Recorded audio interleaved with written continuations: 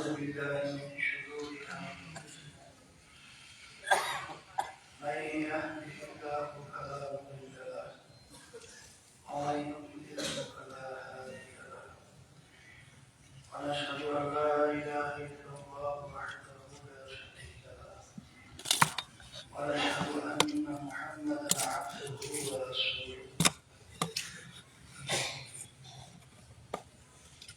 أما بعد أعوذ بالله من الشيطان الرجيم بسم الله الرحمن الرحيم كتب عليكم الصيام كما كتب على الذين من قبلكم لعلكم تتقون صدق الله العلي العظيم شهادة الشريف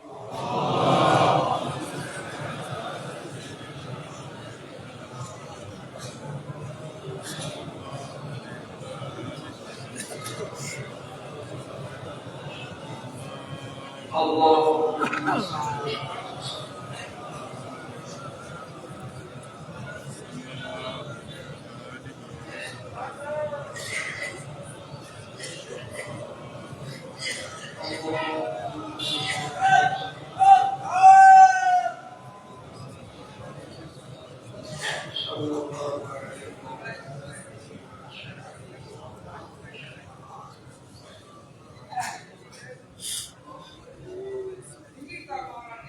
আল্লাহ রাব্বুল আলামিন এক বছর পরে পবিত্র রমজান মাসে তারিখ চলে গেছে আল্লাহ আমাদের আশা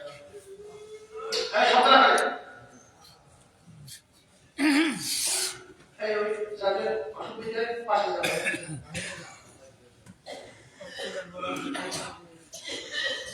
আল্লাহ রাব্বুল আলামিন তালিম তারবিয়াতে আমাদেরকে আশা তাওফীক দান করেছেন শুকরিয়া জানাই বলি আলহামদুলিল্লাহ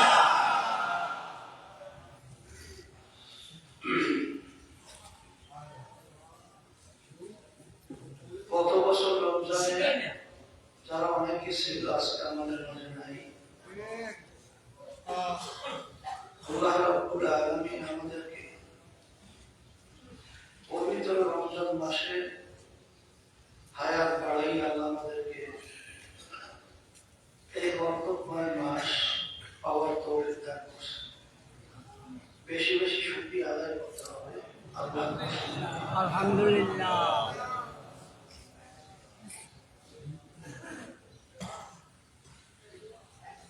লাইন শাকারতুম লাযিদান্নাকুম ওয়া লাইন কাফারতুম ইন্না আযাবি লাশাদীদ আল্লাহ রাব্বুল আলামিন বলেন নেয়ামতের শুকরিয়া যদি পাও নেয়ামতের শুকরিয়া আদায় করো নেয়ামত যদি পাও শুকরিয়া আদায় করো আমি তোমাদের উপরে নেয়ামত আরো বাড়াই দেব সুবহানাল্লাহ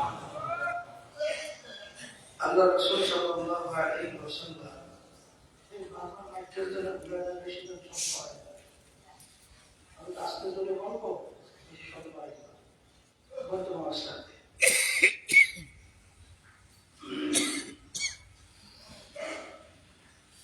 সাহাবায়ে কেরামদেরকে নিয়ে দোয়া করতেন আল্লাহুম্মা বারিক লানা ফি রজব ওয়া শাবান ওয়া বাল্লিগনা রমাদান সাহাবায়ে কেরামদের নিয়ে শাবানের শেষের দিকে আল্লাহ রাসূল সাল্লাল্লাহু আলাইহি ওয়াসাল্লাম বলতেন আমাদের সামনে বরকতময় একটা মাস আসতেছে বরকতময় মাস সেই মাসটা হলো রমজান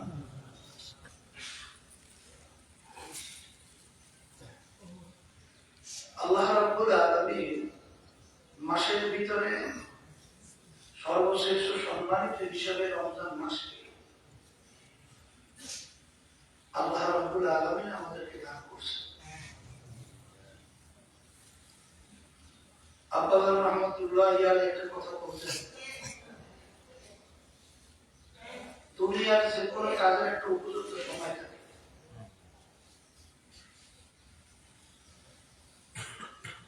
ঠিক যারা ন্যায় কামাই করতে চায় ন্যাক কামাই করার উপযুক্ত একটা মৌসুম হলো রমজান মাস।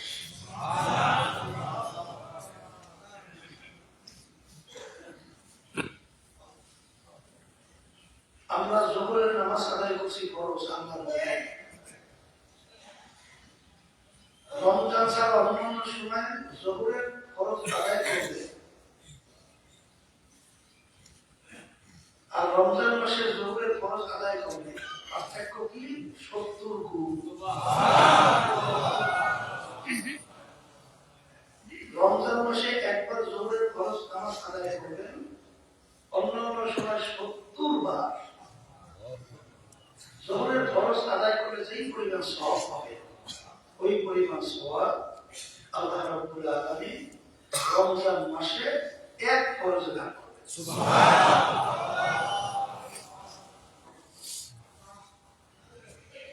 রমজান মাসের ভিতরে যে কোনো একটা নফল ইবাদত অন্যান্য সময় ফরজ ইবাদতের সমান সওয়াব আল্লাহ।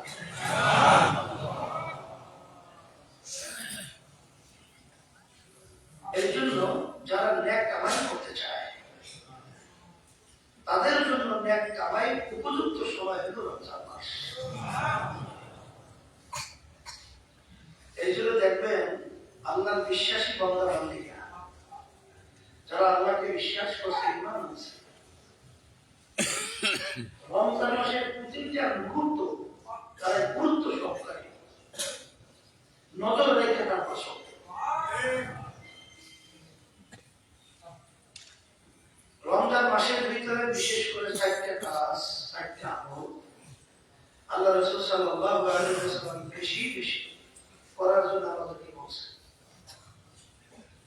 তার ভিতরে একটা হলো কালিমার জিকির, লা ইলাহা ইল্লাল্লাহ, লা ইলাহা ইল্লাল্লাহ, লা ইলাহা ইল্লাল্লাহ।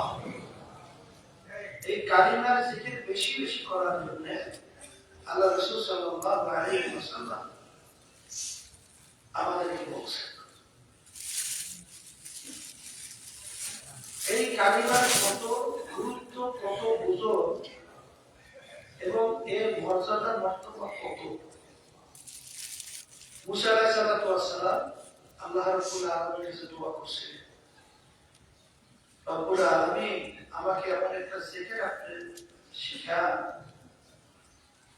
যেই জিকির আমলের মাধ্যমে আপনার ভিতরে আমাদের পেশপেশান অন্য কারোর সাথে সম্পর্ক থাকবে না, মানে আপনার আমার ভিতরে আল্লাহ রাব্বুল আলামিন বলেছিলেন, হে আমার নবী মুসা, তুমি বেশি বেশি লা ইলাহা ইল্লাল্লাহ এই কালিমা বেশি বেশি পড়ো। মুসা আলাইহিস সালাতু ওয়াস সালাম বলেছিলেন, রব্বুল আলামিন এটা তো সবাই করে, এটা আমার আপনার ভিতরে স্পেশাল গুণ কি হবে? আল্লাহ রাব্বুল আলামিন বলেন, হে মুসা,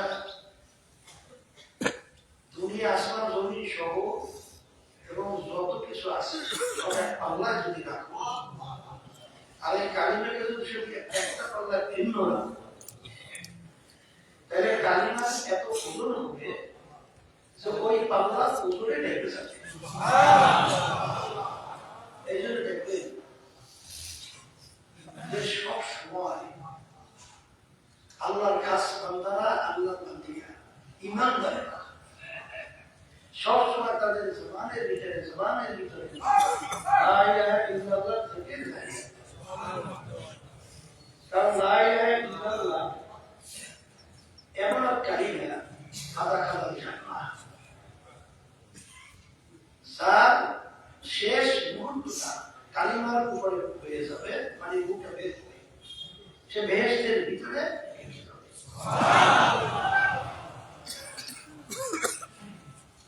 দেখবেন যে আসলে যাদের ঈমান বিশ্বাসটা যাদের ওইভাবে আছে তারা ঈমানই গুরুত্ব দেয়, আর যারা ডাক্তারানি মুসলমান কিন্তু বাহ্যিক তার চাল চলন, কথাবার্তার চাল চলনে সে যে মুসলমানের যে চরিত্র, সেই চরিত্র তার ভিতরে দেখা যায় না। আসলে ব্যাপারটা হলো কলা গাছের গোড়া দিয়ে কলা গাছ জ্বালায়, বাঁশের গোড়া দিয়ে বাঁশ জ্বালায়। ওইটাও তো বাঁশের একটা অংশ, আর ওটা কলা গাছের একটা অংশ। কিন্তু আসলে বাস্তবতা হলো বাঁশের পাশ দিয়ে বাঁশ জ্বালাইলে ওইটাকে বাঁশ বলে, কিন্তু মুসলমানের ঘরে তৈরি মুসলমান পাওয়া যায় না। তাকে নূহ আলাইহিস সালামের ঘরে জন্মগ্রহণ করছিলেন না। নবীর সন্তান হওয়ার পরেও সে কিন্তু মুসলমান। এক কথা সবসময় মনে রেখে, এই সর্বনের মধ্যে দেখবেন অনেকে কিন্তু এই সাইসাল রহমাতুল্লাহ আলাইহি কাঁচা, তিনি আমাদের সামনে ঘুরে আসে। আমার আব্বা জানেন নাম জান আহসানুল্লাহ সাহেব রহমাতুল্লাহ আলাইহি, তিনি এই পাশে ঘুরে আসে। আব্বা রহমাতুল্লাহ আলাইহি হুজুর রহমাতুল্লাহ, তিনি আমাদের সামনে ঘুরে আসে। অনেক আল্লাহর ওলিরা আমাদের এখানে ঘুরে আসে। কিন্তু সিরিয়ালে তো কম ছিলেন, আমার এখনো মনে আছে সেই বর্ষার দিন, তখন তো গ্রামের ভিতরে রাস্তাঘাট ওরকম ভালো ছিল না, একবারে কাদা। আপনারা রহমতুল্লাহ আলাইহি মনে আছে যে সারা বসন্ত সময় এরা সব জমা করতেন রমজানের ভিতরে বাড়িতে, রমজানের ভিতরে বাড়িতে গিয়া তিনি বলতে গেলে সর্বনায় প্রতিটা মসজিদ আব্বাদার খবর পৌঁছেছেন, অমুক মসজিদে আমি জোহরের নামাজ আদায় করবো, লোকদেরকে দাওয়াত দেবে, সবাইকে আমি তো দিন আলোচনা করবো। আমার রহমতুল্লাহ আলাইহি ডায়াবেটিস আরো বিভিন্ন শরীরে অন্যান্য রোগ ছিল। অনেক সময় দেখতাম গরমের দিনে মাগরিবের আগে আগে আমাদের রহমতুল্লাহ চেহারা একেবারে শুষ্ক হয়েছে, ঠোঁট শুকিয়ে যেত। তারা যারা ডায়াবেটিসের রোগী, তাদেরকে পানি দিবার একটু খুবই ঝামেলা হয়। কিন্তু তখন তো যোগাযোগ ব্যবস্থা ভালো ছিল না, হাইটে যাবো আর রাস্তায় ওদিকে বসে। আমার এখনো চোখে ভাসতেছে আল্লাহর কত ওই মসজিদের ভিতর বয়ান শেষের পরে, আসরের পরে, মাগরিবের আগে আগে আসছে, মনে হয় যদি হাত উঠেছে এই পর্যন্ত কাদা পড়া। হ্যাঁ, এই সামনের বসুরিতে, এই বসুরিতে, এখানে বসুরিতে নাই বাবার ধরিত, এটা আমাদের চোখের সামনে এখনো দেখা গেছে। কারণ কি বলছে, কি কারণে এই যে পাগলের মতো মসজিদে এসে দৌড়িত কারণটা কি? আপাতত রহমতুল্লাহ আলাইহি যে কিয়ামতের ময়দানে আল্লাহ রাব্বুল আলামিন যখন জিজ্ঞেস করে বজলুল করি, তুমি তো সারা দেশের মানুষকে দ্বীনের দাওয়াত দিছিলে,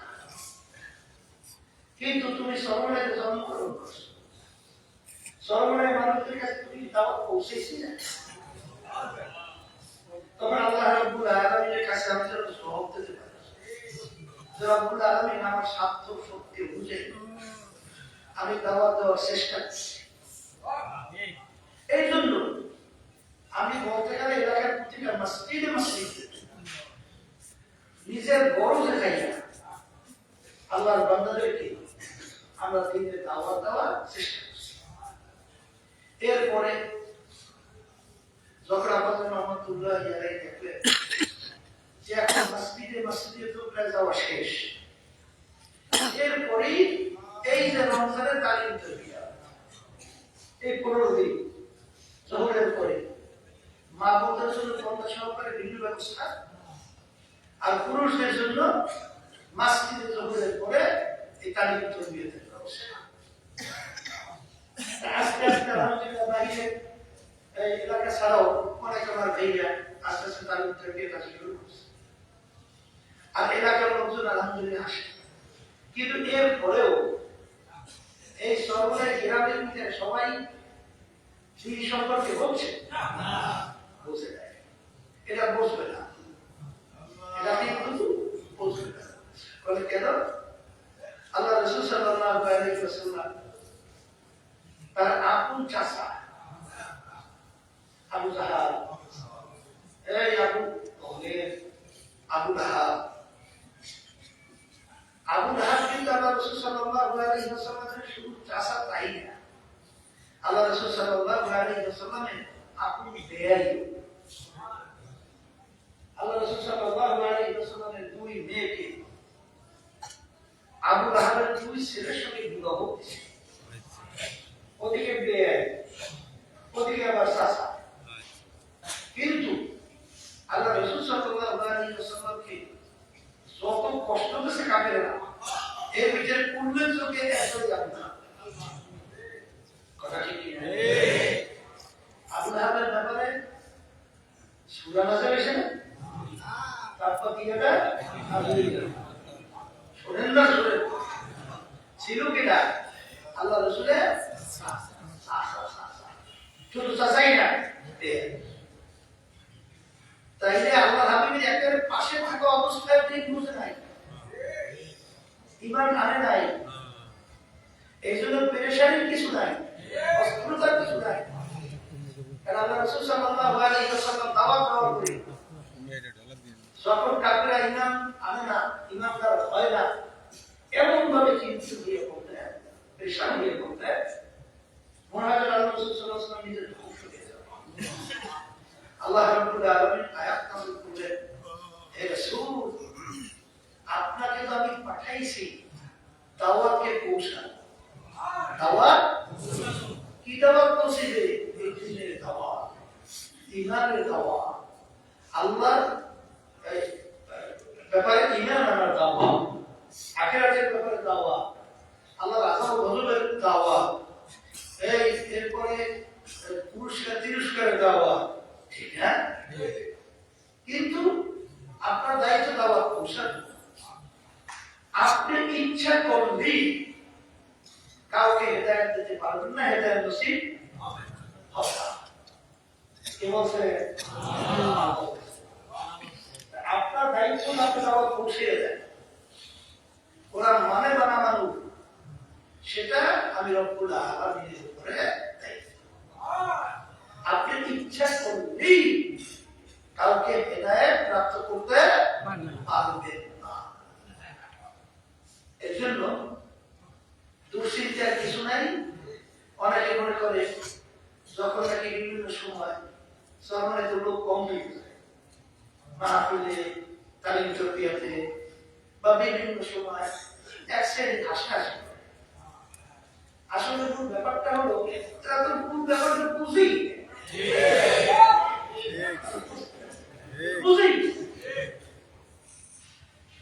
বুঝে নাই কি এখানে আমাদের দায়িত্ব কর্তব্য দাওয়াত পৌঁছানো, দিন সম্পর্কে আলোচনা করা। এই যারা আসবে আলহামদুলিল্লাহ, আসবে না জোর করে তো আমাদের আসার কোনো দায়িত্ব হবে আছে নাই? এই জন্য অস্থিরতার কিছু নাই। আর ওই হিংসুকটা খুশি দিলেও এই নির্বাচনে আমাদের একটু দেখা দৃষ্টি বোঝার জন্য ভালো অনেক এমপি পাই নেই, এরপরে ভোট বেশি আশা করছে পাই নেই, এই জন্য অনেকে একটা হাসাহাসি করে, একটু টিটকেরি করে, আবার বিভিন্ন ধরনের মজা হয়।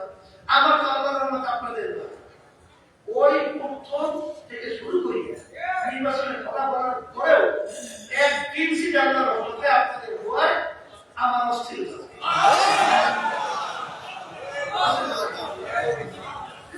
লাগে না। কিসের লাগে না? এর জন্যই যে আমাদের দায়িত্ব কর্তব্য হলো আমরা দাওয়াত পৌঁছানো।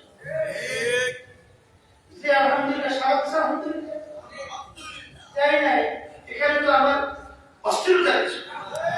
তবে মনের খারাপ লাগবে যে দাওয়াত দেওয়ার পরেও মানুষ বুঝলো না, এই আফসোসটা। কিন্তু আমার অস্থিরতা আছে। এরপরে আমাদের বাংলাদেশের ভিতরে অনেক আমাদের নেতা কর্মী যা বলা যায় না, মানে যারা সরকারের লেবাস সরকারের সাইনবোর্ড লাগাইয়া এরা বলে বিভিন্ন জায়গায় কাজের ব্যাপারে বলে দুর্বল হয়ে গেছে, এবার বলে কাজ করে সাইলেন্স পেরেশান অস্থির হয়ে গেছে।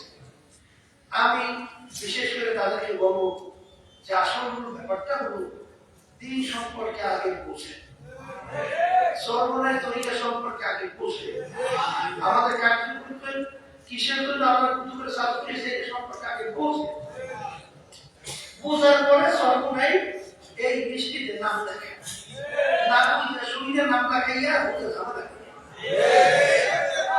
একটা বিশ্বাস করে যে অনেকে মনে করে যে লোক হয়ে গেছে কোনো হয়ে গেছে আপনার রহমতুল্লাহ ইয়ালাই বলতে সর্বনে এত বুঝাই বাড়াবা এ চিন্তাই তোমাকে সর্বনে লোক বাড়বো এতে থেকে আমরা একটু নফসের দিক থেকে আনন্দ পাবো এ চিন্তাই তো নাই।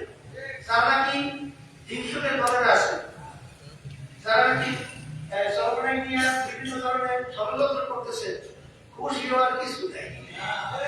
কারণ আমরা খুশি হলে আমরা একটু বেজার আমরা একটু কষ্ট পাবো, এই জন্য খুশি হইবেন, কিন্তু আমরা বেজারে কি আছে এরা খুব কষ্ট হবে,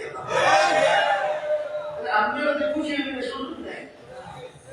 কথা বলতে নাই আপনারা যে আমাদের মুখ একটু বেজার দেখে আমাদের চোখে পানি দেখিয়া আমাদের অস্থিরতা দেখে আপনারা খুশি হবেন এই সুযোগ নাই। কথা বোঝেন নাই, কথা বুঝছেন? আপনারা যত হাসবে আর যত হিংসা করবে আল্লাহ আমাদের অসুবিধা নেই, কোন সমস্যা নাই। এটা টের পান না বলতেছি দিন সম্পর্কে বোঝার চেষ্টা করে। আর রমজান মাস আসছে, আল্লাহ রাব্বুল আলামিন যারা ঈমানদার, যারা আল্লাহকে বিশ্বাস করে, আল্লাহ বলছেন আমি তোমাদের উপরে রমজান মাসে রোজা খরচ করছি, কি করছি? খরচ করছি। যদি তোমাদের উপর আমি খরচ হুকুম করছি তা না, তোমাদের আগের নবীর উম্মতের উপরে আমি রমজানের রোজাকে খরচ করছি। কেন? লাআল্লাকুম তাত্তাকুন। এই রমজান মাসের রোজার মাধ্যমে তোমাদের মধ্যে আমার ভয় পয়দা হবে, তোমাদের ভিতরে তাকওয়া পয়দা হবে, তোমাদের ভিতরে আল্লাহ আযাব ও গজবের ভীতি পয়দা হবে। কথা ঠিক না? তো লাআল্লাকুম তাত্তাকুন, তোমাদের ভিতরে আল্লাহর ভয় পয়দা হবে। এখন অনেক আল্লাহর বান্দা-বান্দী অথবা মনে করতে পারে যে দুনিয়ায় যে কোনো একটা কাজ করলে তার বড় ধরনের একটা পুরস্কার থাকে, স্বর্ণের মেডেল পেয়েছে পুরস্কার, ঠিক না? এরপরে আরো অনেক পুরস্কার থাকে না, যে একটা বাহ্যিক ভাবে তার অনেক গুরুত্ব। কিন্তু রমজান মাসের রোজা, সারাদিন উপবাস, পানির পিপাসায় গরম অনেক সময় গলা শুকিয়ে শরীর দুর্বল হয়ে যায়, ঠিক না? এই পরীক্ষা আল্লাহ রাব্বুল আলামিন আমাদেরকে ফলাইয়া এর বিনিময়ে আল্লাহ রাব্বুল আলামিন পুরস্কার দেবে। কি পুরস্কার? এর মাধ্যমে তোমাদের ভিতরে তাকওয়া গঠন হবে, আল্লাহর ভয় হবে। এখন অনেকের কাছে জিনিসটা হয়তো বা কেমন কেমন লাগতে পারে যে পাবো তাকওয়া, তাকওয়া জিনিসটা কথা ঠিক না? তাকওয়া জিনিসটা কি? তাকওয়া হইল এমন এক সম্পদ, যে সম্পদের ব্যাপারে আল্লাহ রাসূল সাল্লাল্লাহু আলাইহি ওয়াসাল্লাম বলেছেন আত-তাকওয়া মিলাকুল হাসানাত। তাকওয়া হলো এমন এক সম্পদ, যে সম্পদ হলো সমস্ত নেকির মূল, সমস্ত নেকির মূল, সমস্ত নেকির মূল হলো তাকওয়া। আমি নেক কামাই করি কেন? চিরস্থায়ী শান্তি জায়গা বেহেশতে যাওয়ার জন্য, জাহান্নাম শাস্তির জায়গা থেকে মুক্তি পাওয়ার জন্য। কথা ঠিক না? এই জন্য নেক কাজ করি। এখন এই সমস্ত ন্যাকের মূলই হলো তাকওয়া। কথা ঠিক কি না? তাহলে তাকওয়া আল্লাহ রাব্বুল আলামিন দান করলেন রমজান মাসে রোজার মাধ্যমে, আর সমস্ত ন্যাকের মূলই হলো তাকওয়া। তাহলে আমরা কি ন্যাক আমল করার জন্য এখানে আসছি না? কথা বলে এই রমজান মাসে তালিম তরবিয়ত আসছি না? পর্দার আড়ালের মা বোনরা এই কষ্ট করিয়া বাড়ি ঘর রাখিয়া হাইটা তালিম তরবিয়ত এখানে আসছে, এই ন্যাকের উদ্দেশ্যে না? ন্যাকের উদ্দেশ্যে। তাইলে আমাদের যত প্ল্যান প্রোগ্রাম, আমাদের যত কার্যক্রম সবই তো ন্যাকের উদ্দেশ্যে। এই ন্যাকের মূল কি? সমস্ত ন্যাকের মূল হলো তাইলে ন্যাকের মূল যদি তাকওয়া হয়, আর এই তাকওয়াটা অর্জন হয় রমজান মাসে রোজার মাধ্যমে। সবাই বলি আলহামদুলিল্লাহ। এখন আল্লাহ রাব্বুল আলামিনের দোয়া করতে হবে, রব্বুল আলামিন আপনার তাকওয়া নামক এই সম্পদ আপনি আমাদেরকে রমজান মাসে রোজার মাধ্যমে দান করেন। আমিন। আল্লাহুম্মা আমিন। তাই রমজান মাসে রোজার মাধ্যমে আল্লাহ রাব্বুল আলামিন আমাদের ভিতরে আল্লাহর ভয় পয়দা করেন। আর আল্লাহর ভয় যদি পয়দা না হয়, মূল কথাটা হলো ওই আল্লাহর বান্দা বান্দি কখনোই গুনাহ থেকে ফিরতে পারবে না, নেকের কাজ করতে পারবে না। আল্লাহর ভয় ভিতরে যদি পয়দা না হয়, তাহলে ওই আল্লাহর বান্দা বান্দি গুনার কাজ থেকে ফিরতে পারবে না, আর নেকের কাজ করতে পারবে না। পরে তাকওয়াটা কি? আল্লাহর ভয়। আল্লাহর ভয়টা কি? শুনেন, এই যে পীর মুরিদ, এই যে তরিকা, এই যত মিশন উলামায়ে কেরামদের প্রকারী, এর মূল উদ্দেশ্য হলো ভিতরে আল্লাহর ভয় পয়দা করা। কি ভয় পয়দা করা? ওই শুনেন না, বারবার শুনি, আবার স্মরণ করে দেওয়ার জন্য বলছি, বিশ্ব হুজুরের কাছে মুরিদ হয়েছিল, উদ্দেশ্য কি? হ্যাঁ, এক আমল করতে পারে, গুনাহ থেকে ফিরতে পারে, আল্লাহর ভয় ভিতরে পয়দা হয়, চিরস্থায়ী জায়গা, শান্তির জায়গা পাওয়া যায়, জাহান্নাম থেকে মুক্তি পাওয়া যায়। কথা ঠিক কিনা? আচ্ছা, মুরিদ হওয়ার পরে কি হলো? একটা সাধারণ সরল সোজা মুরিদ। কি সোজা মুরিদ? আলহামদুলিল্লাহ। সর্বনাই তরিকার ভিতরে আল্লাহ রাব্বুল আলামিন কিছু সরল সোজা এরকম মুরিদ আল্লাহর রহমতে রাখছে।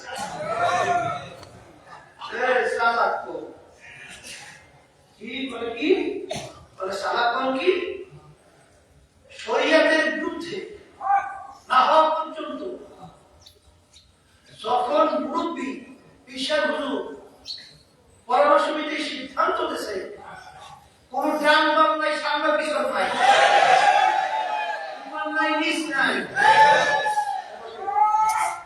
বসে বসেন, ওর উপরে আলহামদুলিল্লাহ আমল করার জন্য তৈরি হইয়া নেমে গেছে। এর নাম হলো সরল সোজা। অত চালাকি কম বলছে, অত বুদ্ধিমানি কম বলছে। আর যত বুদ্ধিমান আর যত চালাক, ওর পরিণাম দেখা গেছে দুনিয়াতেও ক্ষতিগ্রস্ত, আখিরাতেও ক্ষতিগ্রস্ত হবে। এর জন্য ওই যে বিশ্ব হুজুরের কাছে যখন মুরিদ হয়েছে, তখন অন্যান্য যারা চালাক চতুর কিছু আছে, চালাক, আর ওই বোকাটাই হুজুরকে বেশি মহব্বত করত। এখন চালাকের এমন থেকে শুরু করছে যে বোকা মুরিদটা ওর যেন জ্ঞান বুদ্ধি কম, চতুরতা কম, হুজুরকে এত বেশি মহব্বত চায়। হুজুরের কাছে কথা পৌঁছার পরে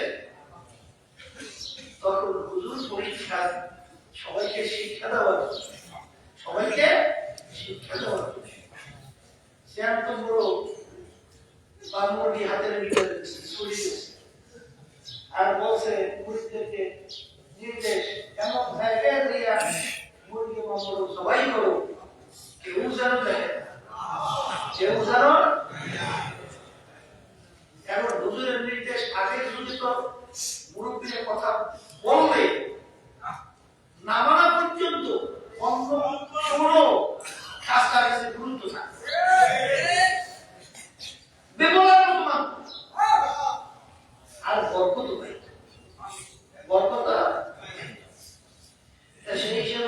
মুড়ি বকুলে দিয়ে মুড়ি জবাই করে নিয়ে আসে, কিন্তু পোকা মুড়ি জ্যান্ত মরু বা মুড়ি জায়গা নিয়ে থরথর করে থাকতেছে, চোখের পানি পড়তেছে।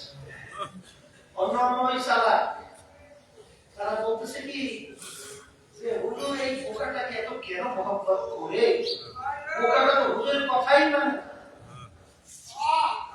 হুজুরের কানে তখন তো কথা বলছে কথাই মানে না, হুজুর ঘুমো এ বোকা, সবাই আমার কথা মানল, তুমি কথা মানলা না কেন? তখন এমনিতেই তো মোরগ সবাই করতে পারে, ওদিকে আবার হুজুরের দেশে ধমক ধমক বুঝলেন তো, তারপরে আবার তো থরথর করে কাঁপতেছে কাঁপতেছে কাঁপতেছে। তখন বলতেছে হযরত আপনি তো মোরগ মুরগি জবাই দেওয়ার পরে শর্ত লাগাইছে, এই শর্ত এমন জায়গায় জবাই করতে কেউ যেন দেখে, কেউ যেন দেখে। এখন আমি তো আপনার কথা মানার জন্য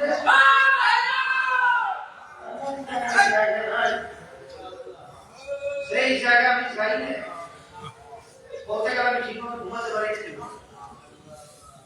আমি ঠিক মতো বলতে গেলে খাবার দাবার করতে পারি না, পাগলের মতো দৌড় করেছি, আমার মধ্যে জায়গার নাই, সেই জায়গার ভিতরে আমি যাই। কিন্তু যেখানে আমি গেছি যাওয়ার পরে আপনি সত্য লাগাইছেন কেউ যেন দেখে না, আমি এই দুনিয়ার কেউ দেখে না, কোনো মানুষ না, কোনো পশু পাখিও নাই, কিচ্ছু নাই। কিন্তু যখন আমি মোরগ জবাই করি শুরু করবো, এমন সময় দেখি যে আল্লাহ আমার দিকে এসে আল্লাহ আমার দিকে আপনি তো বলছেন এমন জায়গায় মুরগি বা কোনো জবাই কেউ যেন দেখে না। এখন আমি তো দেখি যেখানেই যাই সেখানে দেখে আল্লাহ, সেখানে সেখানে আল্লাহ আছে কিনা, আর আপনি শর্ত হলে কেউ যেন দেখে, এই জন্য আমি মোরগ জবাই করতে পারি। তখন হুজুর বলতেছে হে আল্লাহ বান্দারা, হে নবীর উম্মতেরা, হে আমার মুরিদেরা, এই পোকাটাকে আমি এত কেন মহব্বত করি এখন বুঝতে পারছো? বুঝতে পারছো? তাই যে আল্লাহ চাইয়ে আছে এই জন্য মুরগি জবাই করতে পারে, ঠিক না? আত-তাকওয়া মিলাকুল হাসানাত, সমস্ত নেকি মুড়ি হলো আল্লাহর ভয় দিতে পয়দা হওয়া। আর এই রমজান মাসের এই বরকতে এই আল্লাহর ভয়টা ভিতরে পয়দা হবে। আল্লাহুম্মা আমিন। মানে যে রমজান মাসের বরকতে আপনি আমাদের ভিতরে আপনার ভয় পয়দা করুন। আত-তাকওয়া মিলাকুল হাসানাত, সমস্ত নেকি মুড়ি হলো আল্লাহর ভয় পয়দা হওয়া। শোনেন, তাদের ভিতরে আল্লাহর ভয় পয়দা হবে, যারা আশিক হয়, যারা নাকি ইমানদার হয়, তারা কিন্তু কত ওই বিভিন্ন ইতালাশ করা সম্ভব, তাদের সবসময় খেয়াল থাকে কোন কাজে আল্লাহ খুশি আর কোন কাজে আল্লাহ বেজা। তাই যেই কাজে আল্লাহ খুশি আমি ছাড়বো, যেই কাজে আল্লাহ বেজা আমি করবো। কথা বুঝলেন? এই জন্য আল্লাহ ভয় ভিতরে পয়দা হয়, যার ভিতরে আল্লাহর ভয় পয়দা হয়ে যাবে, সে খেয়াল রাখবে কোন কাজে আল্লাহ খুশি আমি ছাড়বো, কোন কাজে আল্লাহ বেজা আমি করবো। এইটা হলো আত-তাকওয়া মিলাকুল হাসানাত, সমস্ত নেকি গুলি হলো আল্লাহর ভয় ভিতরে পয়দা হওয়া। আর এই আল্লাহর ভয় ভিতরে পয়দা হয় রমজান মাসে রোজার মাধ্যমে। সবাই বলেন আলহামদুলিল্লাহ। আমাদের রমজান মাসে রোজা আমাদেরকে পাওয়ার তৌফিক দান করেছেন, এই জন্য বেশি বেশি বেশি বেশি শুকরিয়া আদায় করা, এই জন্য বেশি বেশি সাইটকে আমলের ভিতরে কালিমার জিকির করা। 2 নম্বর আমল, আল্লাহ রাসূল সাল্লাল্লাহু আলাইহি ওয়াসাল্লাম বলেন তাওবা ইস্তিগফার। তাওবা ইস্তিগফার কি? এই আস্তাগফিরুল্লাহ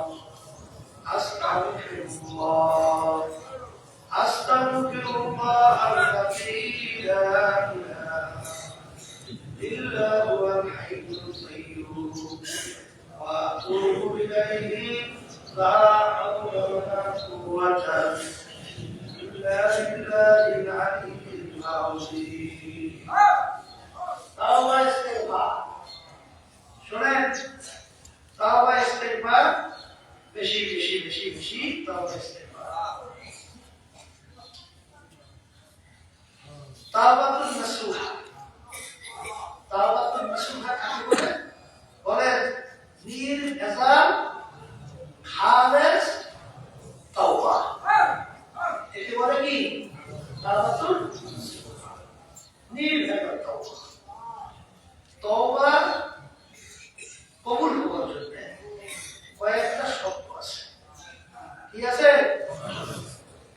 একটা হলো যেই গুনার কাজটা আপনি করছেন সেই কাজ থেকে ফিরে আসতে হবে রোজা ফিরে আসতে হবে 2 নম্বর নাদামা আপনি কাজটা যে করছেন লজ্জিত দিতে হবে আমি অপরাধ আমি কি অপরাধী আমি কি বলেন আমি অপরাধ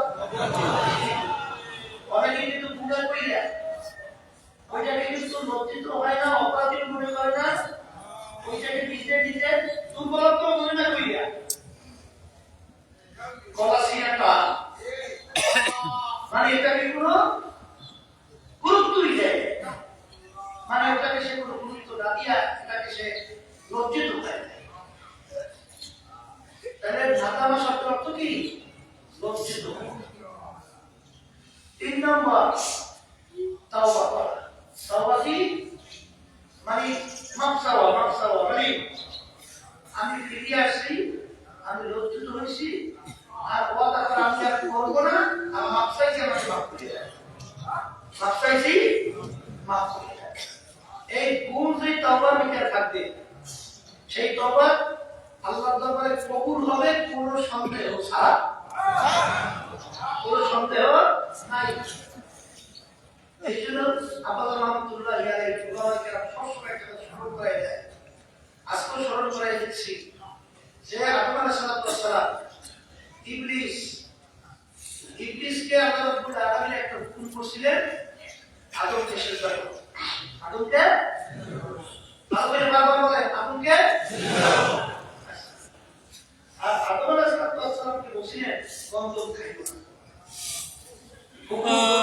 না দুটোটাই তো হুকুম একটা হলো কি একটা কি গন্ধম খাইও না আর একটা কি হুকুম তো একই কিন্তু ইবলিস আল্লাহর হুকুম মানে নাই চেষ্টা করে নাই আদম আলাইহিস সালাম আল্লাহর হুকুম মান্য খাইও না খাইছে দেখা দৃষ্টিতে কি সমান কথা ঠিক না কিন্তু ইবলিস কিন্তু আল্লাহর হুকুম নামাই না সে কিন্তু এই অপরাধ থেকে ফিরে আসে সে কিন্তু লজ্জিত হয় না ওটা কিন্তু লজ্জিত হয় নাই আল্লাহর কাছে মাফও চায় নাই ফিরে আসে নাই লজ্জিত হয় নাই মাফও চায় যার কারণে চিরতরে জাহান্নামে গিয়ে আল্লাহ বের করে দিয়েছে আদম আলাইহিস সালাম আল্লাহর হুকুম বন্ধন খাইলো না খাইছে কিন্তু আদম আলাইহিস সালাম বন্ধন খাওয়ার পরেই কি লজ্জিত হয়েছে না লজ্জিত হয়েছে ফিরে আসে নাই আল্লাহর কাছে মাফ চাইছে চায় নাই চাইছে তাহলে এই গুণগুলো পাওয়ার কারণে আল্লাহ রাব্বুল আলামিন তাকে শুধু মাফ করছেন তাই না আল্লাহ তাকে নবী হিসেবে ঘোষণা করছেন নবী হিসেবে ঘোষণা করে পুরস্কৃত করছেন তাহলে অপরাধ কিন্তু একাধিক শিখে এক রকম লজ্জিত হওয়া মাফ চাওয়া আর সরিয়ে আসা যেই তওবার ভিতরে থাকবে না ওই তওবা করতে হবে না এই জন্য আস্তাগফিরুল্লাহ আস্তাগফিরুল্লাহ আস্তাগফিরুল্লাহ আস্তাগফিরুল্লাহ এই রমজান মাসের ভিতরে বেশি বেশি তাওবা ইস্তেগফার আল্লাহ রাসূল সাল্লাল্লাহু আলাইহি ওয়াসাল্লাম বলেন তাওবা ইস্তেগফার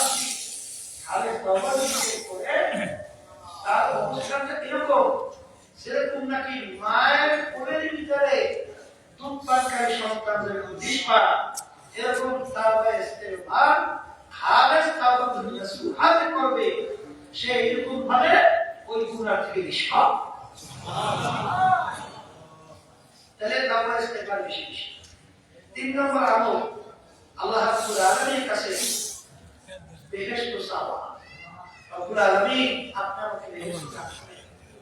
এখন বেহেশত চাইতে আল্লাহর কাছে চাবো, তাহলে চাইলে শুরু না চাওয়া লাগবে বড় চাইতে। চাইলে তো শুরু চাই না, বড় চাইতে। আর বড় বেহেশতর নাম কি?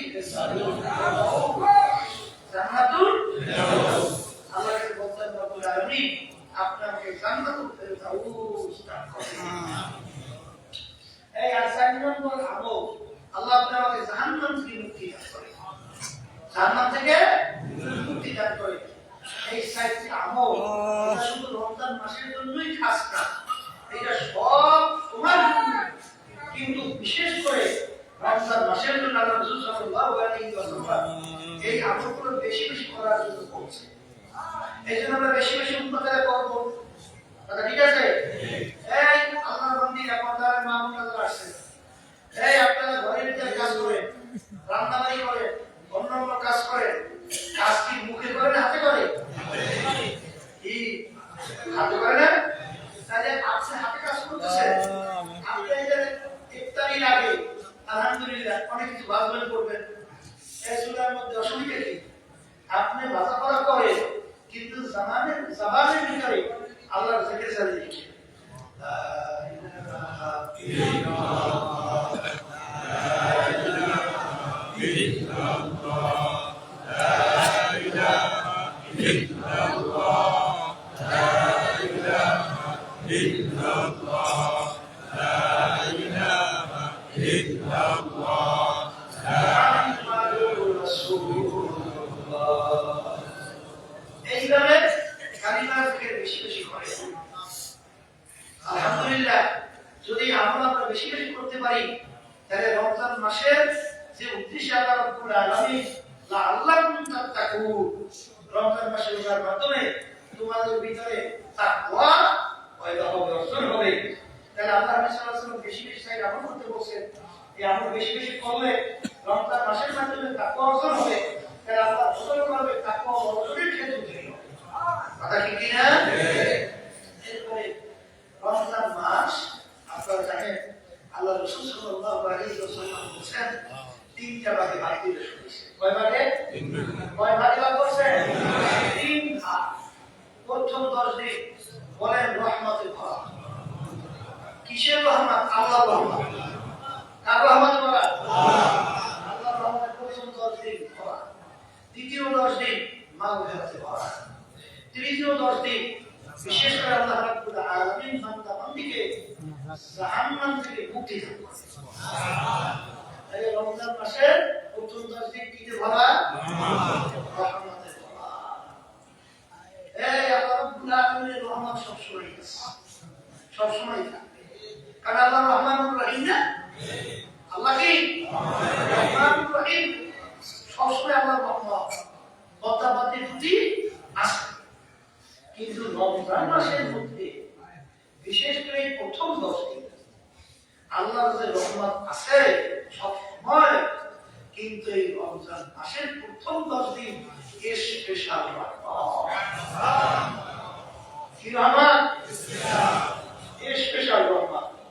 আমাদের রহমতুল্লাহ বারবার বলতেন না, জুবলি শুনাইতেন, জুবলি এই গুরুত্ব বাড়ার জন্য, এই যারা নাকি নেট কামাই বেশি করতে চান, যারা জাহান্নাম থেকে মুক্তি পাইতে চান, যারা বেহেশত পাইতে চান, যারা আল্লাহর নৈকট্যে পৌঁছতে চান, তাদের জন্য রমজান মাস হলো সবচেয়ে গুরুত্বপূর্ণ সময়।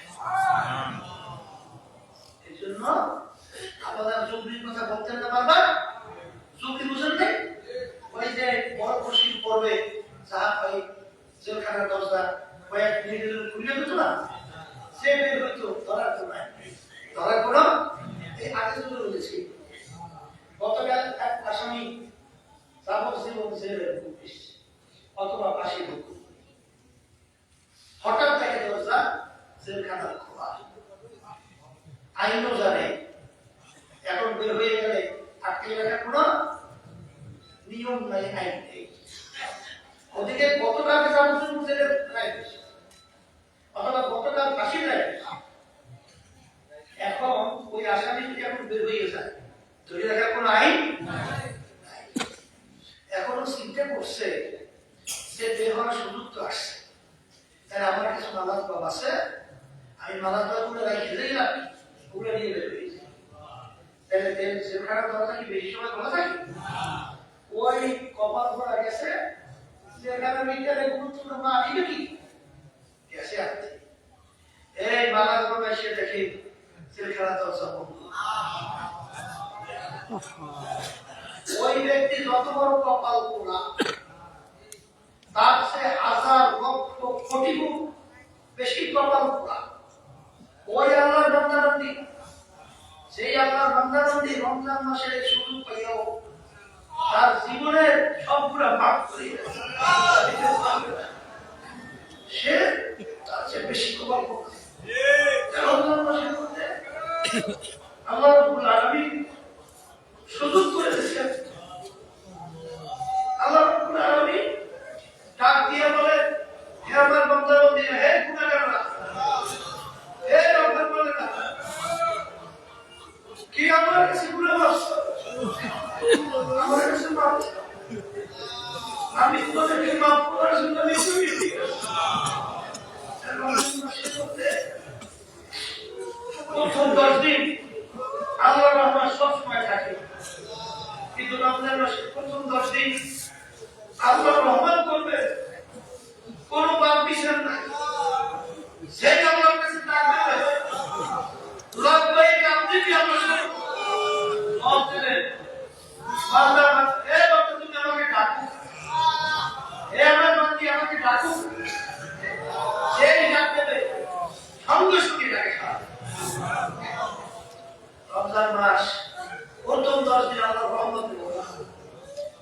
এর জন্য হে আমার বান্দারা, হে বান্দারা, যারা আল্লাহর রহমত ছাড়া সুযোগ চায়, এই সুযোগে আল্লাহর কাছে রহমত ভরপুর চাইয়ে নেয়।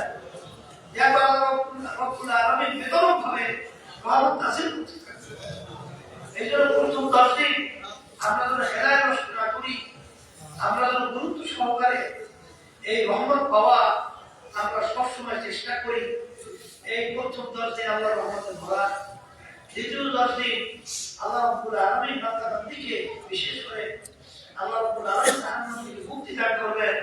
তৃতীয় 10 দিন আল্লাহ রাব্বুল আলামিন দ্বিতীয় 10 দিন আল্লাহ রাব্বুল আলামিন বিশেষ করে বান্দাবান্দির গুনাহ পাপ ছেড়ে মাফ করবেন, বিশেষ করে মাফ করবেন। আর তৃতীয় 10 দিন আল্লাহ রাব্বুল জাহান্নাম থেকে মুক্তি দান করবেন। এই জন্য এই প্রথম 10 দিনে আজকে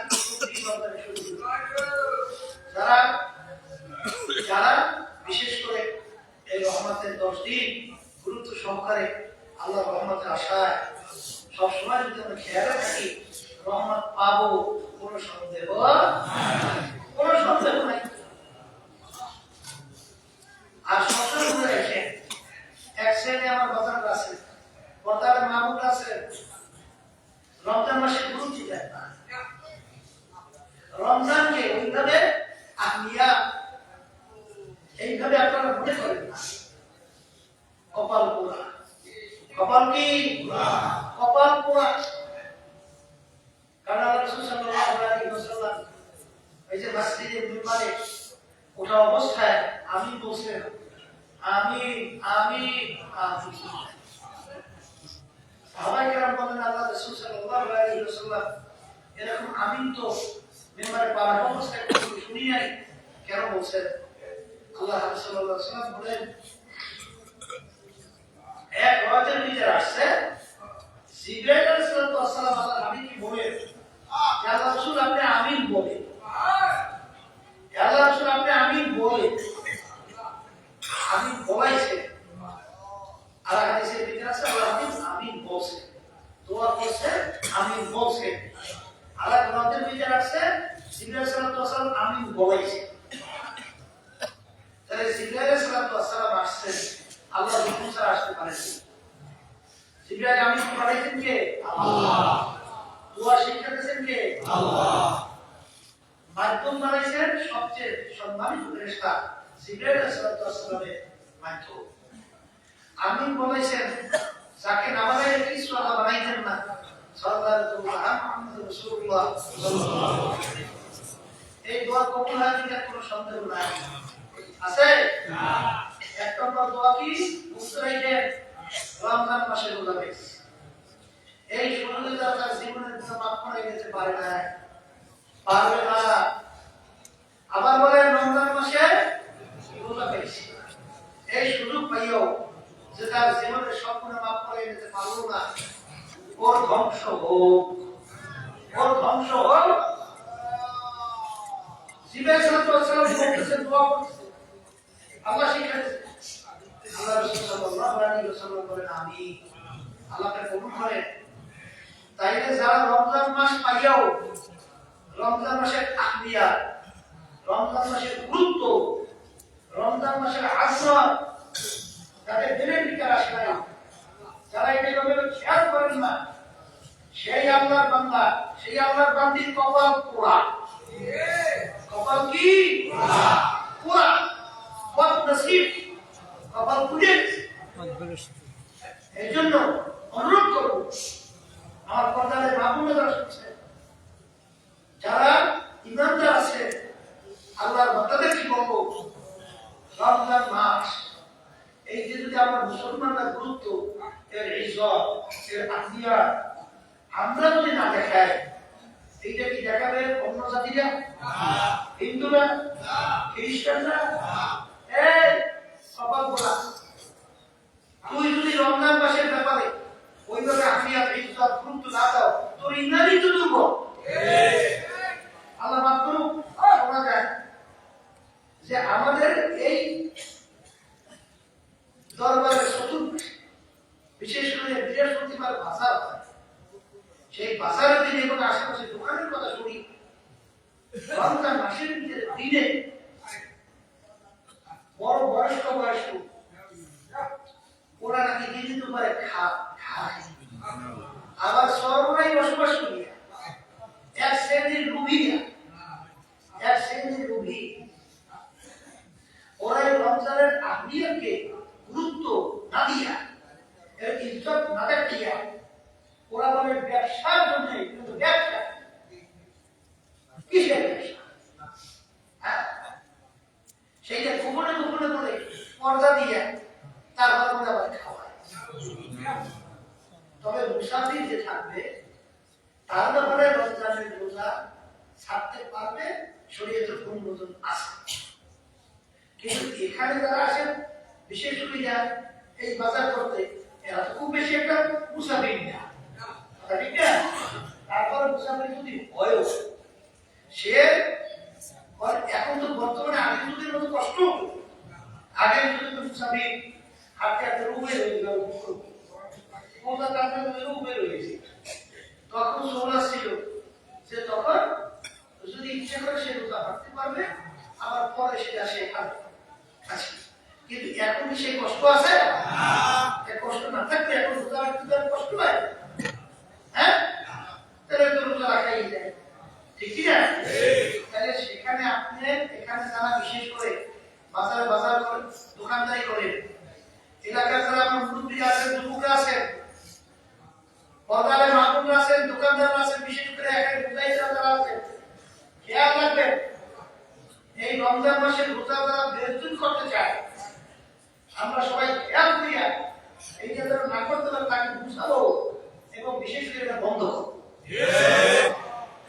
এবং আপনাদের অনুরোধ করছি, এরপরে যদি আপনারা না শুনেন তাহলে আমরা কিন্তু বাধ্য হব আপনাদের ব্যাপারে কঠিন সিদ্ধান্ত নিতে। এই যে কথা বলতে চাইছিলাম, রমজান মাসে সুযোগ পাইয়া ওদের কোনো মাফ করা যেতে পারবে না, ওদের ধ্বংস হোক। আল্লাহ রাসূল সাল্লাল্লাহু আলাইহি ওয়াসাল্লাম বলেছেন, এই যে রমজান মাসের গুরুত্ব যে একটা আল্লাহর ওলিরা কিভাবে দিতেন। আপনাদের রাহমাতুল্লাহি আলাইহি দেখতাম যে আপনারা অনেক সময় এই রমজান মাসের মধ্যে প্রায় কোরআন কারীম 3 খতম পর্যন্ত দিতেন, 3 বার করে খতম, অনেক সময় 1 খতম করতেন। কোরআন কারীম বেশি বেশি তেলাওয়াত করিয়া কোরআন কারীম খতম করতেন। পর্দায় অনেক মা বোনদেরকে আমি দেখছি যে তারা রমজান মাস আসলে তারা কোরআন কারীম খতম করার জন্য পাগল হয়ে যায়। কিন্তু আস্তে আস্তে যত দিন যায়, যত রাত যায়, কেমন জানি এমনকি আলেম ওলামার ঘরে সেখানেও দেখা যায় মা বোনদের, মেয়েদের সেখানে কোরআন কারীমের তেলাওয়াতে সেই গুরুত্ব, আজমত, চিন্তা আস্তে আস্তে উঠে যায়। আল্লাহ মাফ করুন, এই রমজান মাসের ভিতরে আপনি একবার জিকির করবেন, অন্য সময় 70 বারের সমান সমান। রমজান মাসে এক আয়াত তেলাওয়াত করবেন, অন্য সময় 70 আয়াত তেলাওয়াত করার সমান সমান। এরা সব 70 বানিয়ে দেবে, কি কথা বাকি বাইরে না।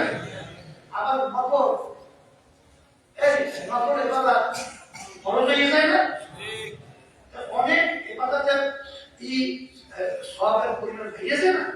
তাই সেখানে যারা নাকি ইমানদার, যারা নাকি মুসলমান, যারা প্রতিটা মুহূর্ত সময় পাইনি, তারা ন্যায় কামাই করার জন্য চেষ্টা করে।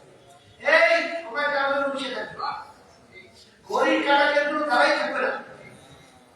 গল্প গুজব করিয়া আপনার সময় কাটাই নিতে সময় থাকবে না, ও যাবে না, যাবে না। আপনি একটু সময় পেয়েছেন, এর ভিতরে রাত করবেন, অসুবিধা আছে? আপনার সময় পেয়েছে, এটা আল্লাহ জিকির করবেন, অসুবিধা তো নাই।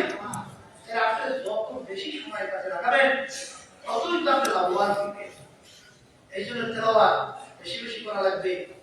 এই রমজান মাসে যদি সুযোগ পাইয়াও গুনাহ মাফ করে না নিতে পারি, আল্লাহ সাল্লাল্লাহু আলাইহি ওয়াসাল্লাম বলেন যে জিবরাইল সাল্লাল্লাহু আলাইহি ওয়াসাল্লাম বলেন ধ্বংস হোক, আল্লাহ রাসূল বলেন আমিন। আল্লাহ আমাকে আমাদের সবাইকে মাফ করে দেন, আমিন। আর কি দিলাম না। 2 নম্বর দোয়া, আল্লাহ রাসূল সাল্লাল্লাহু আলাইহি ওয়াসাল্লাম আপনার নাম শোনার পরে যারা দুরূদ শরীফ পড়বে না ওদের ধ্বংস হোক, আল্লাহ সাল্লাল্লাহু আলাইহি ওয়াসাল্লাম বলেন আমিন। তৃতীয় দোয়া, আল্লাহ সাল্লাল্লাহু আলাইহি ওয়াসাল্লাম বাপ মাকে পাইছে অথবা বাপ মা দুইজনকে পায় না, একজনকে পাইছে, তাদের খেদমত করিয়া যারা দুনিয়া থাকা অবস্থায় দেখে শুধু কামাই করিয়া যেতে পারবে না, ওর ধ্বংস হোক। আল্লাহ রাসূল সাল্লাল্লাহু আলাইহি ওয়াসাল্লাম বলেন আমিন। শুনেন, বর্তমান যুগে বিদেশিদের কালচার, বিজাতিদের কালচার, তাদের সংস্কৃতি, আল্লাহ মাফ করুন, অনেক মুসলমানদের বিচার করতেছে। বিদেশি কালচার হলো সেখানে কোনো আপনাকে, সন্তানকে, মুরব্বীকে, বড় ভাইকে, পড়শিকে এই ধরনের কোনো রীতিনীতি ওই কালচারের মধ্যে নাই। ওনারা সেলফিশ করে, অর্থাৎ পশুর মতো একটা জীবন যাপন করে। দেখবেন একটা গরু, ও বাচ্চা যখন বড় হয়, মা থাকে একদিকে, বাচ্চা থাকে আরেকদিকে। কিন্তু মানুষ আর গরু কি সমান? ওখানে কিন্তু বিদেশিদের কালচার হলো, ওখানে কিন্তু একজন আরেকজনের সাথে কোনো হৃদ্রতা নেই, সৌহার্দ্যতা নাই, টান নাই, আন্তরিকতা নাই। সব গরু ছাগল পশুর মতো অনেক সময় পড়িয়ে থাকে, ওই সে যায়, খবর নাই। কথা বলছেন? এখানে শোনেন, মুসা আলাইহিস সালাম আল্লাহর কাছে দোয়া করতেছেন, মালিক আমার হাসরের বিকাশ, আমার হাসর কাছে। কালকে আর হুজুর বয়ান বলতেছিলেন রাতে, তখন মুসা আলাইহিস সালাম দোয়া করার পরে আল্লাহ রাব্বুল আলামিন বললেন, তোমার হাসর হবে এক কসাইয়ের সাথে। কার সাথে? কসাই ছিল কি? ওই যারা গরু বিক্রি করে, হ্যাঁ, গরু কাটে বিক্রি করে।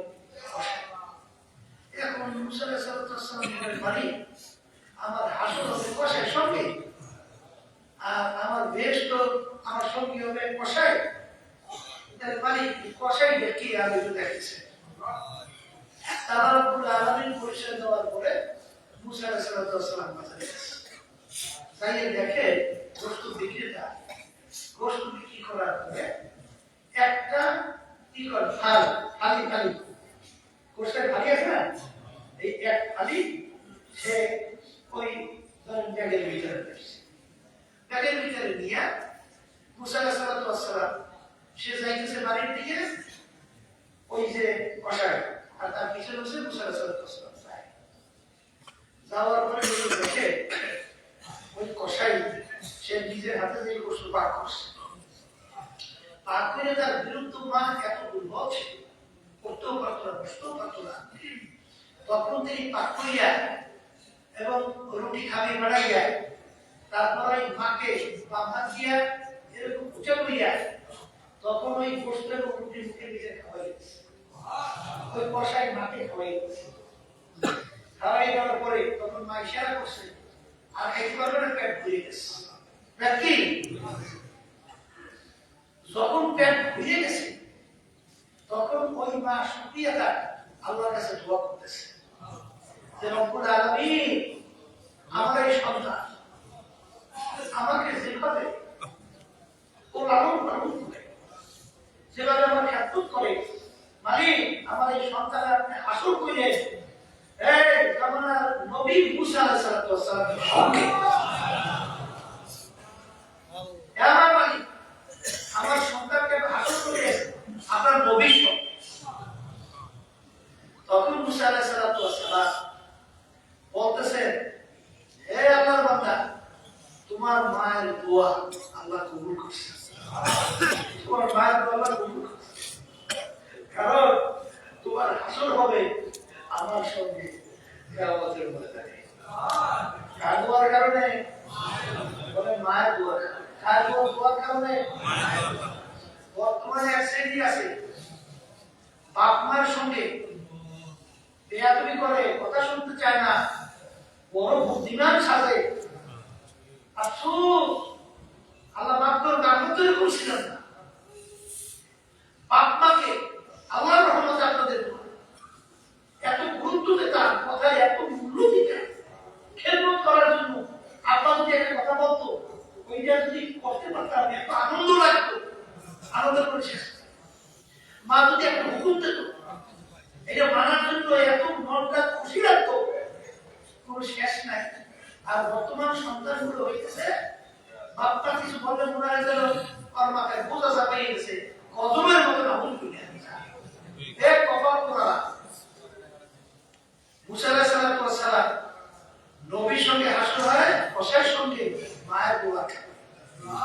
কার দোয়া? তাইলে মায়ের দোয়া, বাপ মায়ের দোয়া দরকার আছে না নাই? এখন বাপ মায়ের কথা শুনবা না, বাপ মায়ের খেদমত করবা না, তাই দোয়া পাওয়া যায়? দোয়া পাওয়া যায়? পাশে একটা কথা বলে রেখেন, এই বাপ মায়ের কোন নাই, কিন্তু এই নামাজ পড়ি না, এই রোজার সময় এটা করে ইফতারি করবে, হাত নেই বেশি করবে, তখনই দোয়া করবে, তখনই বাপ মায়ের জন্য পছন্দ হবে, তখনই দোয়া করবে, মালিক রব্বিনা আনহুমা কামা রাব্বায়ানি সগীরা। দুজনের বাড়ি ছেড়ে দেবে, বাবার জন্য দোয়া করবে, তখনই দোয়া করবে, তখনই আল্লাহ রাব্বুল আলামিন আপনাকেও ওইভাবে আপনি কবুল করে আল্লাহ দেবেন। এই জন্য বিশেষ করে আমি বলতেছি যে বাপ মায়ের কথা মানা, খেদমত করা, তাদের খেদমত যদি করা যায় তবে আল্লাহর ফজল করবে, দেখবা রহমত বরকত কোনো অভাব নাই। কোন জায়গা থেকে আল্লাহ রিজিকের দরজা খুলে দেবে তুমি চিন্তাও করতে পারবা না।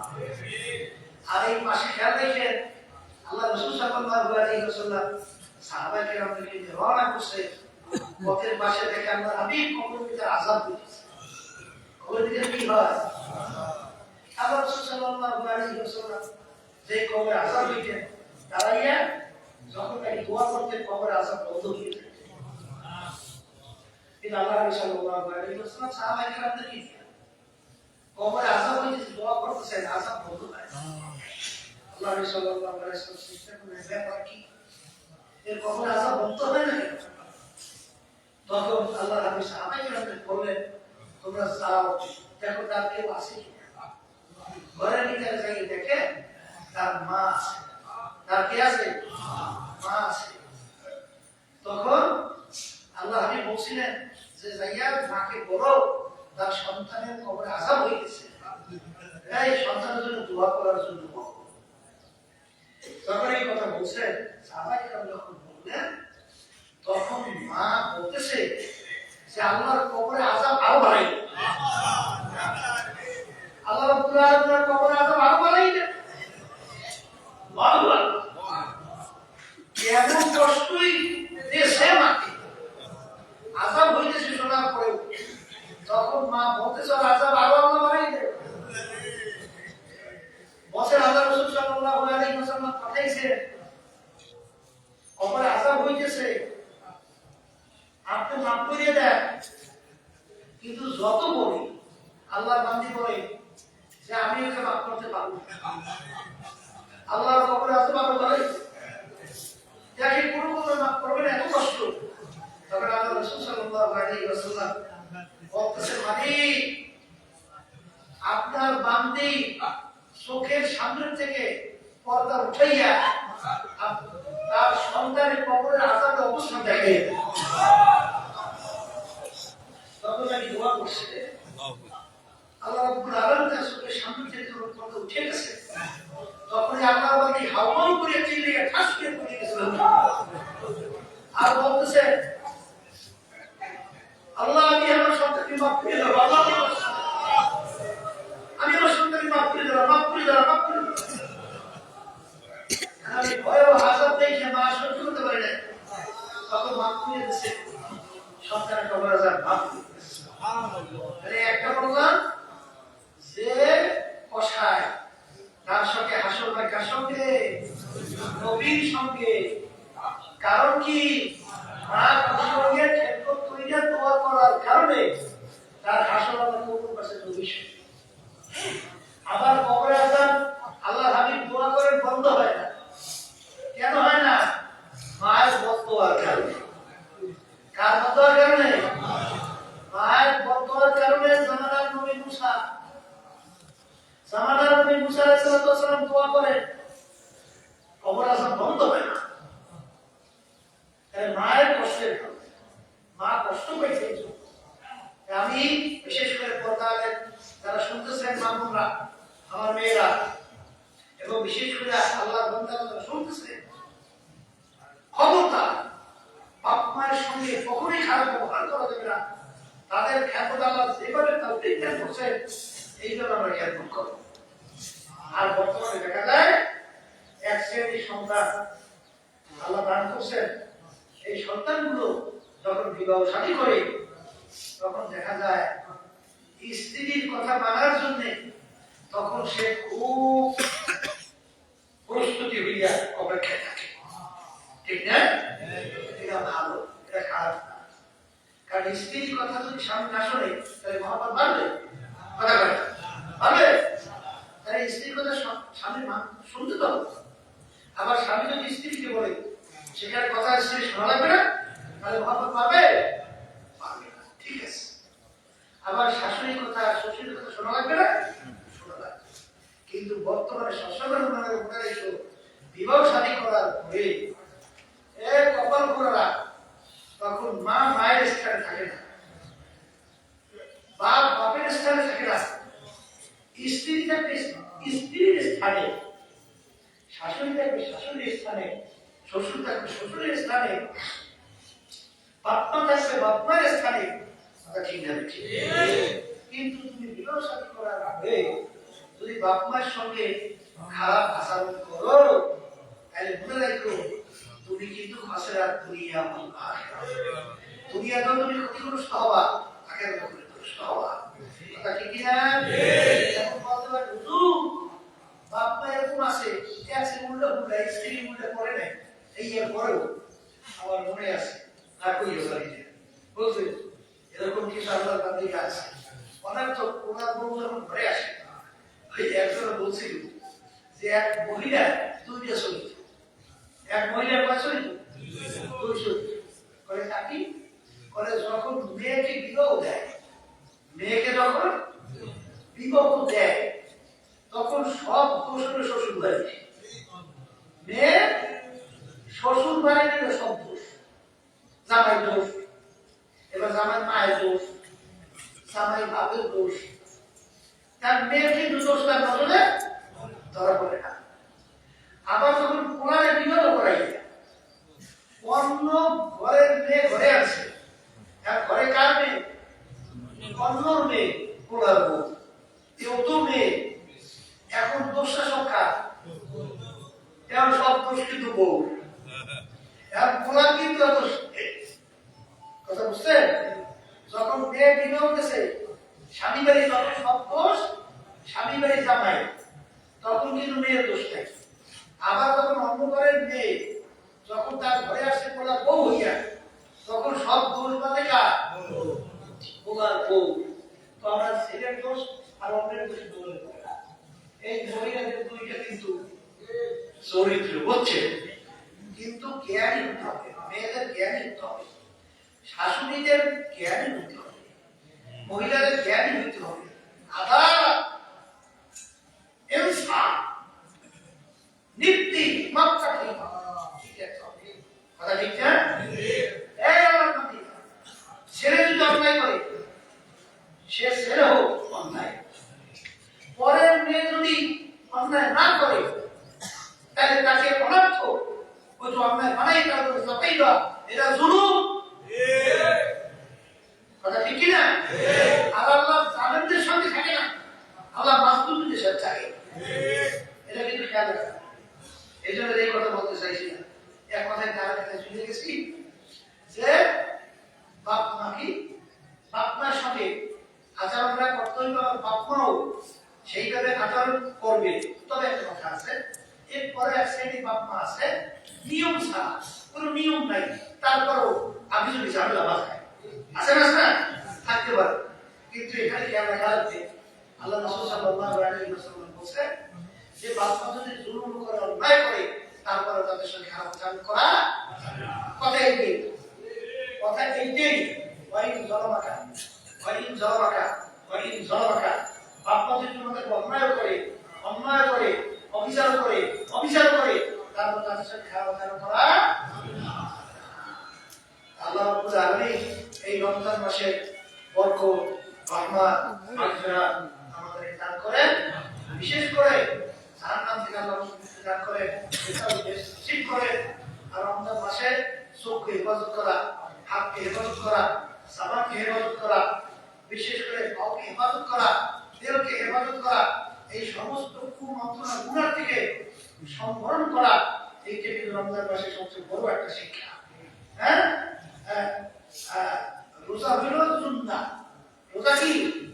সুন্নাহ মানে কি? ঢাল, মানে যেরকম নাকি আপনার তীর নিক্ষেপ করলে ওই ঢালে আপনার তীর থেকে ফিরে রাখে, তাই রোজাও হইল এটা গুনাহ থেকে ফিরে রাখে।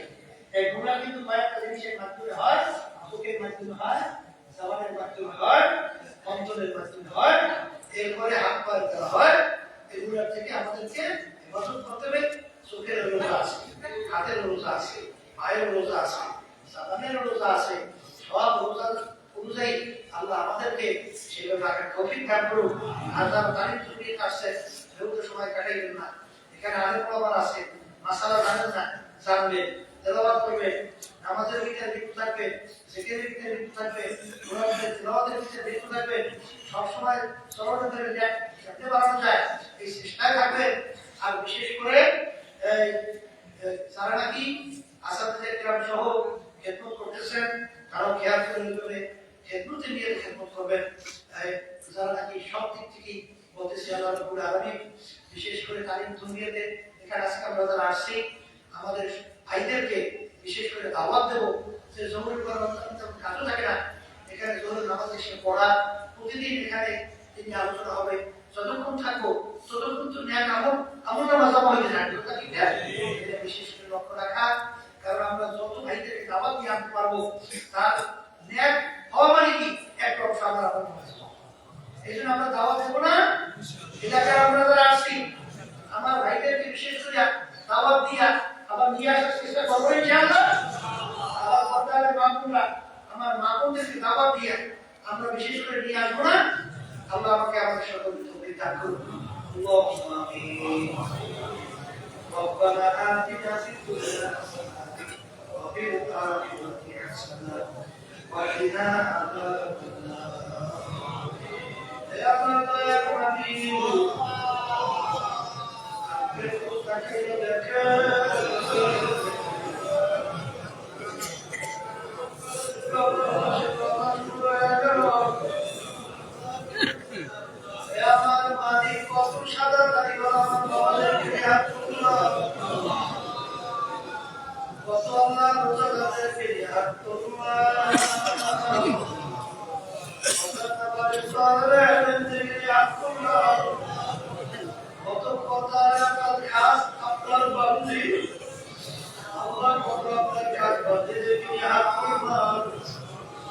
আমার দয়ার মালিক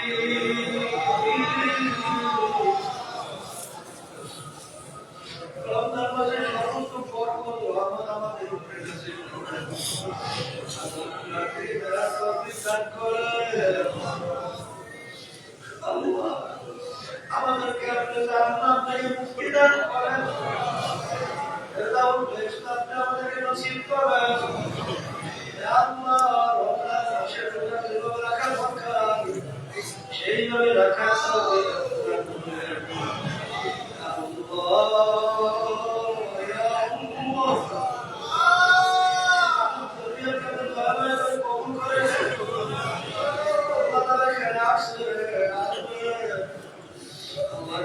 আপনার কাজ বন্ধ করবি না এখান থেকে ফেরত দিয়ে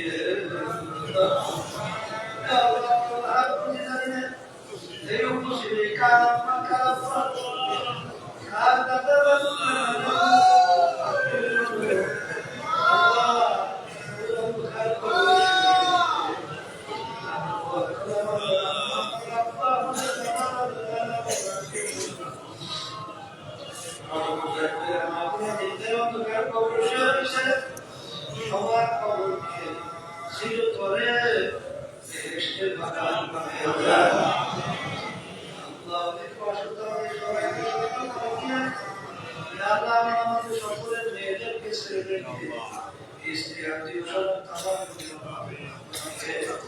আল্লাহ আপনার সবাইকে কবুল করে নেন আল্লাহ আমাদের সকলের মেয়েদেরকে ছেলেদেরকে খারাপ পথ থেকে ভালো পথে আসার তৌফিক দান করুন আল্লাহ হক্কানি আলেম আল্লাহ হাফেজ হিসেবে আপনি কবুল করে নিয়েন আল্লাহ বিপদে বলতে গেলে বলতে রাখে আলেমের দিন চলে হিংসা জাদুঘরের জাদু শত্রুদের শত্রুতা থেকে ষড়যন্ত্র থেকে জিন ইনসানের শাহাদাত থেকে আমাকে আমাদের মেয়েদেরকে ছেলেদেরকে স্ত্রী আত্মীয়স্বজন সবাইকে আমার পরিবারের মুহাম্মদকে আপনি আপনি কবুল করে নিয়ে আপনার সাহিত্যের দরজা বেহেশতে বন্ধ করে দিয়ে আর ইউহানের বয়স